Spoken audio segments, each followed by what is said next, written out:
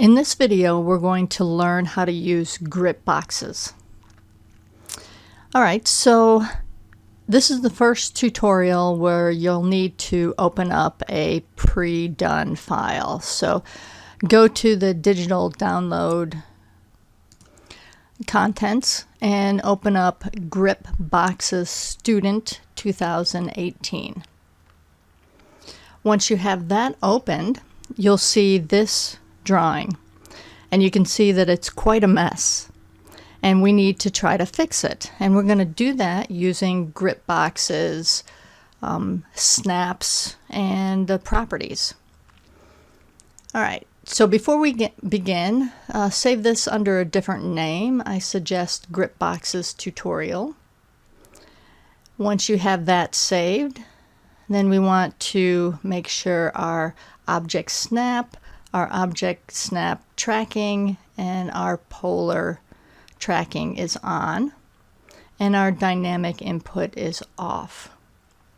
And then we want to set what object snaps we're going to detect. So get into the object snap settings, and we're only going to detect just a few, so I'm going to clear all and then just detect endpoint, center, and perpendicular, and then go OK. The first thing we're going to fix is corner A. Now the figure in the book labels all these corners, so we're going to fix this one first. You can see that this line is askew and needs to connect up with this corner. So we're going to click on it, and you'll notice that these blue boxes appear. These are called grip boxes. I'm going to click on the last one here, and you can see I can move and stretch this line. I'm going to go over to the end of the horizontal line until I snap to the endpoint, and then just click. To exit the selection of that line, hit the escape key. And we're going to do the same thing to corner B over here. Alright, so those two are corrected. Now we're going to go on to this line here, line C, and you can see that it's not vertical. So we're going to click on this line, click on the bottom grip box, and then we want to make it vertical. But how do we do that? Well, we need to acquire a point that we want to make it vertical with. All right, so we're going to acquire this top point, because I know that this top point is where the line needs to come from. And if you're fixing one of your own drawings, then you'll know which point you need to acquire. And I will come down on the 0 angle polar, or the 270 angle and the 0 angle over from the bottom line, and click. And there we go. We have a vertical line. The next thing we want to do is change this circle. We haven't talked much about different line types in AutoCAD yet, but maybe in your class you've talked about the different line types. Well, right now this circle, circle D, is in the hidden line type, and we want to change it to be visible or continuous.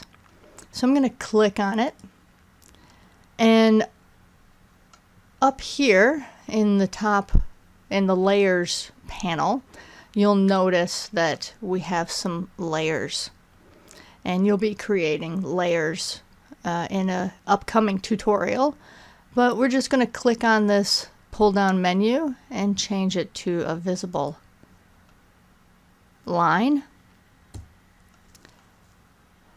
And now we have a different line type. So there's a quick introduction to the power of layers. And like I said, you'll be introduced to layers in a later tutorial.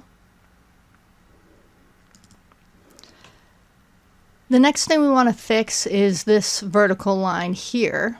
Now, center lines indicate axes of symmetry. This is a hole that's going through this object, And this is the center of the hole, so that's what this center line is indicating.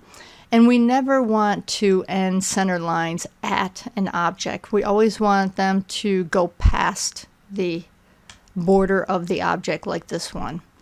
So we want to extend this, and we're going to use the lengthen command.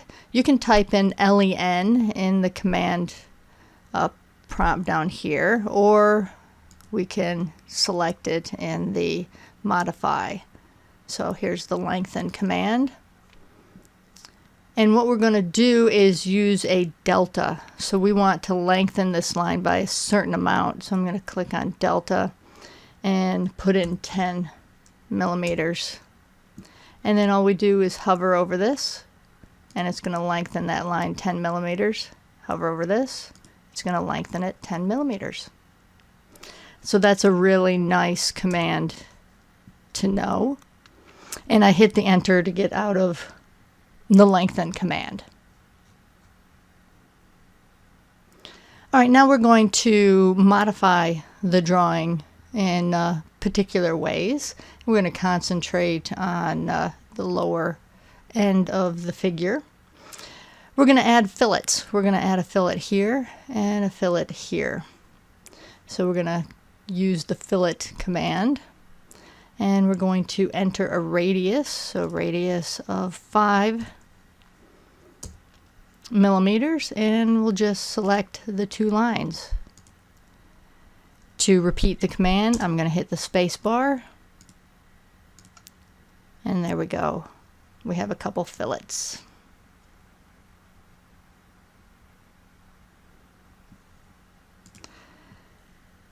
Alright, so we're going to add a couple more fillets, and this time we're going to add them to this bottom two corners. I'm going to hit the space bar again to get into the fillet, but now I'm going to do a 10 millimeter radius. And instead of having to enter the command twice, I'm going to hit the multiple option. So now I do that, and it remains in the command. So that's kind of nice if you have multiple fillets to do. You don't have to re-enter the command. All right, I'll hit enter to get out of the fillet command. All right, now we're going to modify this circle even more. We're going to change the diameter of it. Well, how do we do that? We already drew it. Well, we're going to enter the properties window. So in the view tab, there's a properties. So properties palette. So we're going to click on that. I'll drag it over so you can see it. And in this properties, you can see that there's a radius. So we're going to change the radius or the diameter, either one. Let's change the diameter. We'll change it to 30. So even in AutoCAD, which is pretty static, once you've drawn a feature, you can change it. So in the properties window, there's several things you can change. You can change the layer that it's on. You can change the line type. You can change, where it's located, the center, the diameter, all of that. And it calculates things for you too, the circumference, the area. So this is a nice place to go if you need to change slight things that you've done. Okay, I'll close out of that, hit the escape key. All right, so now you've noticed that the center line in the circle is now ending at the edge, and we don't want that. So we're going to use the lengthen command again. We're going to do a delta, and we're going to do a delta of 2.5 units. So we'll lengthen that one, and that's just enough to get it past the circle's edge. The last thing we're going to do is to move these bottom features here. Now let me do a window this way. so that I don't have to enclose it. And I selected one thing that I didn't want to, so I'm gonna deselect that. Let's see if I can. Nope, I can't with that, so let me just select them individually. There we go. Now I'm going to right click on this bottom middle grip box to get the shortcut menu, and I'm going to move it. And then I'm going to click anywhere and use the polar tracking. So I'm going to get a 270 angle and enter 20 millimeters because I want it to go 20 millimeters down. And then I'll use the grip box at the end of the line to connect up with the fillet.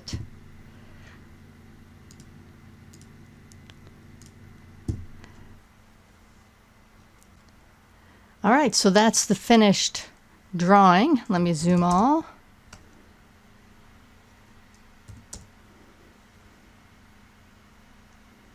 And zoom out a little bit so you can see it. All right, so just little fixes can be done with grip boxes and the lengthen command and the properties menu. So don't think that you have to right away redraw something if you've made just a slight error. So I hope this tutorial was useful.